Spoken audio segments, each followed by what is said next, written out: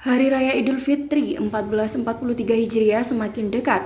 Salah satu tradisi umat Islam dalam menyambut hari kemenangan itu adalah menyediakan kue untuk suguhan tamu. Nah, ada satu menu kue yang bisa dijadikan alternatif, yaitu kue Banjar dari Kedungasem, Kota Probolinggo. Kue ini bertekstur seperti biskuit dengan rasa yang nikmat. Kue Banjar ini hanya ada di Kelurahan Kedungasem, Kecamatan Wonoasih, Kota Probolinggo. Usaha kue Banjar dengan merek dagang Diana dijalankan oleh Farida Rohmi. Ia mendirikan usaha kue Banjar sejak berumur 25 tahun. Kue Banjar ini adalah kue dengan resep turun-temurun dari leluhurnya.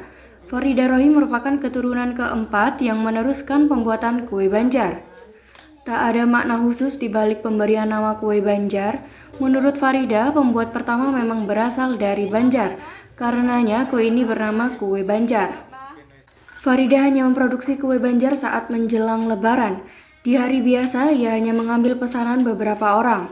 Kini Farida berusia 62 tahun, tak terasa kue Banjar sudah 37 tahun menemani hidupnya. Saat Tadatudi TV mengunjungi kediaman Farida pada Kamis pagi 21 April 2022, terlihat ia bersama pekerjanya membuat kue Banjar. Namun, Farida ternyata tak hanya mengolah kue Banjar.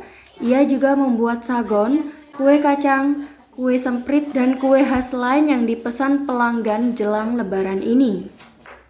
Untuk kue Banjar, ia labeli harga Rp45.000. Farida menuturkan ia hanya menjual kue Banjar di Toko Ratna Kota Probolinggo. Selain itu, ia menerima pesanan melalui telepon. Sejauh ini, kue Banjar sudah mendarat di Banyuwangi dan Jakarta. Uniknya, proses pembuatan kue Banjar masih menggunakan alat-alat tradisional. Pertama, bahan-bahan kue dikocok manual tanpa mixer. Bagi Farida, mengaduk pakai mixer hasilnya tidak bagus. Setelah itu, bahan yang sudah dikocok itu dicampur dengan tepung yang juga diseleb sendiri. Kemudian bahan setengah jadi akan ditumbuk di sebuah batu yang Farida sebut gentong. Bersama rekan kerjanya, ia menumbuk olahan mentah kue Banjar. Olahan bisa diambil ketika sudah tidak putus-putus. Selanjutnya, kue Banjar diolah menjadi bentuk bunga melati. Menurut Farida, tahap inilah yang melelahkan. Dia harus telaten menggulung, menyambung, dan menggunting sehingga berbentuk bunga melati.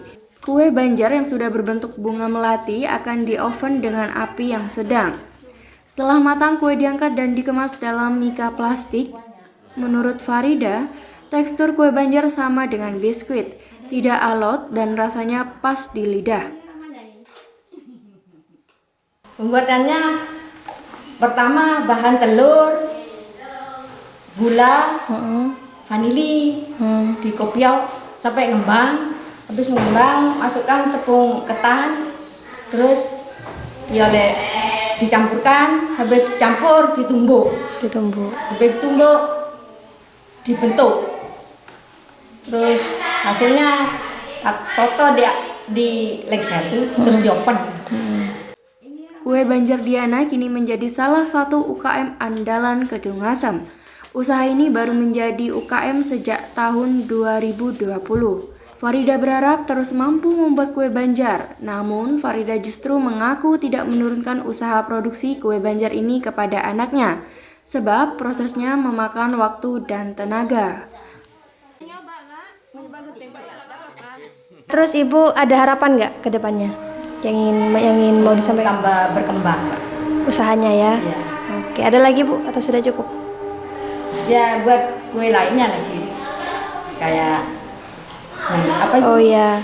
macam-macam, kue balem, kue kacang, krim, macam-macam. Oke. Laporan Alfi Wardah, Tadatudi TV.